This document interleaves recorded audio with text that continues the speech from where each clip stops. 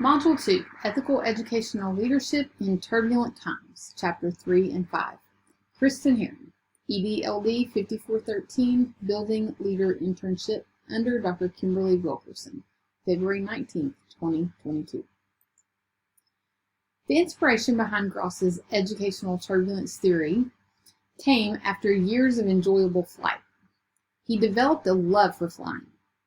But trauma occurred from one turbulent flight, and it led him to a fear of flying. The experience in flight made him curious about turbulence during those flights. This curiosity assisted him in developing an educational turbulence theory using the same turbulence language: light turbulence, moderate turbulence, severe turbulence, and extreme turbulence. Shapiro and Gross, 2013. There are positive aspects of turbulence as well as negative. Gross was asked to consider both of these. He found that turbulence is necessary to keep from becoming stagnant, and it prevents schools from progressing. Positive turbulence can lead to good changes in the school. Just like flight, turbulence is necessary for flight.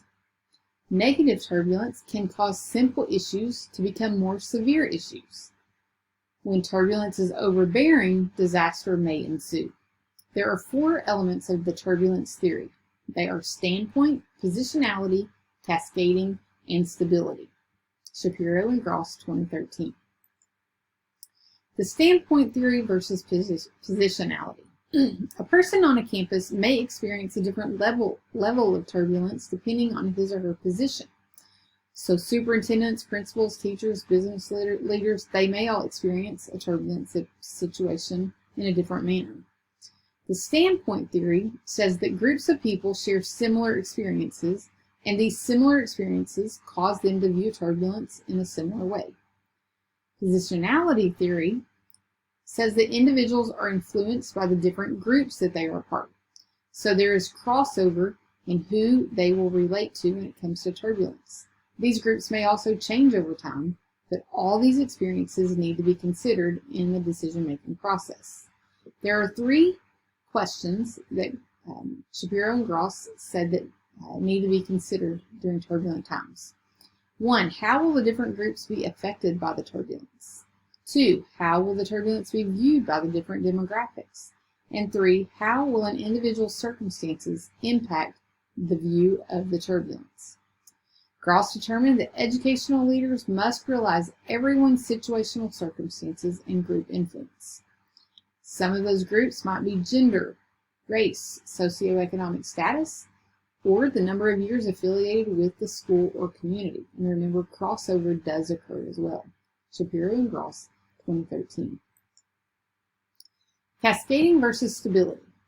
Cascading occurs when there is a single turbulent event that may not be a big disturbance on its own, but when other issues occur, there could be increased turbulence.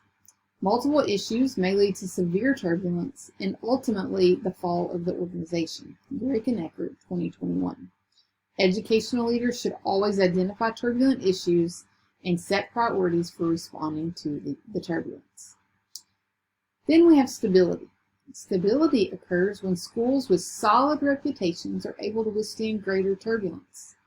This stability can be reached and maintained if a school is progressing and not compromising. Gross identified a school with open lines of communication built on democratic ideas with cutting-edge ideas as more stable and able to withstand turbulence. Shapiro and Gross, 2013. Educational leaders should remember that all theories of turbulence impact situations and shouldn't be considered as standalone.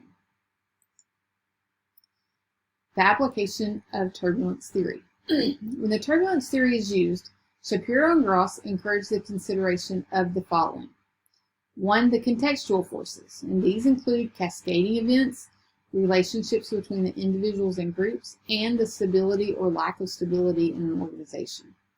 They also encouraged us to consider gauging the turbulence. So maybe taking a step back and looking at the situation and gauging whether or not the organization has light to severe turbulence.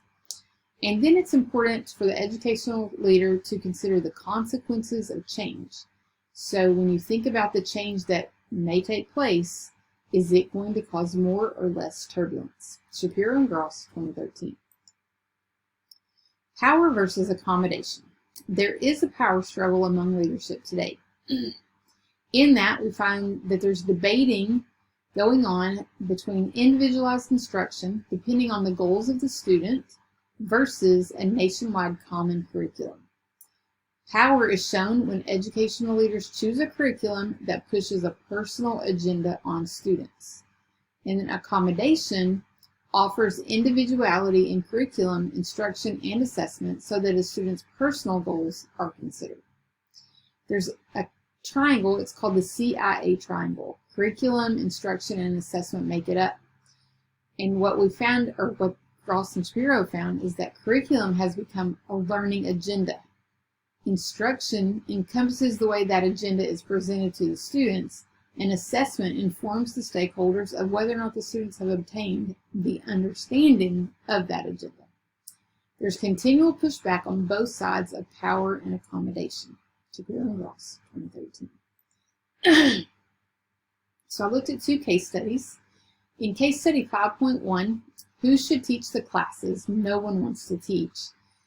It began by explaining that there was tension the year prior to this year, and it resulted in moderate turbulence, cascading until the principal stepped in and the school year ended. So it took both of those to take care of the turbulent situation. So currently, the turbulence in the school or in the department, the science department, is light to moderate as Mrs. Smythe prepares to create next year's schedule. Turbulence could increase if teachers do not feel that their wants and needs are being met or considered, and that could cause a cascading effect like the previous year.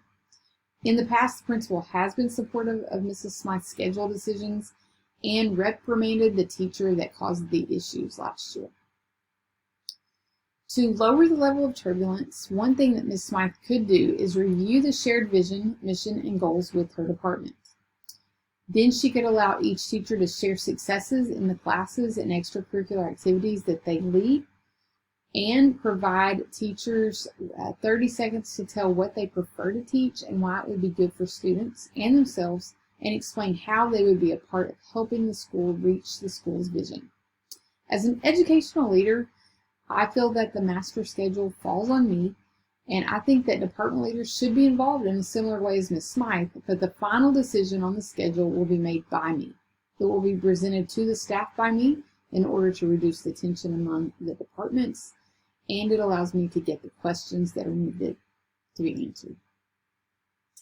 Case study 4.1, Protecting Young Children in Terrifying Times. Ms. Rodriguez had the best interests of the children in mind as she continued to offer a safe place for her students even as they were being checked out by parents on the day of 9/11. The director made sure that the parents were able to make safe decisions before releasing the children to them. This is a reasonable decision making and no different than making sure that a parent is sober before a child gets in the car to drive off.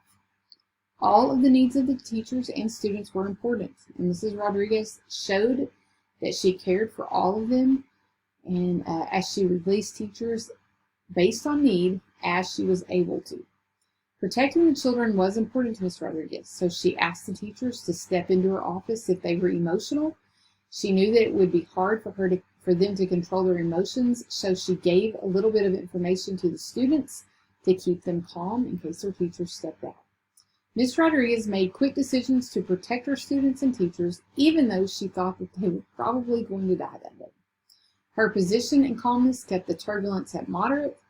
If she had reacted to this situation with frustration or fear, the turbulence could have cascaded and increased the turbulence. Her position allowed her to focus on the safety of the students while the teachers were able to provide a calm, nurturing environment.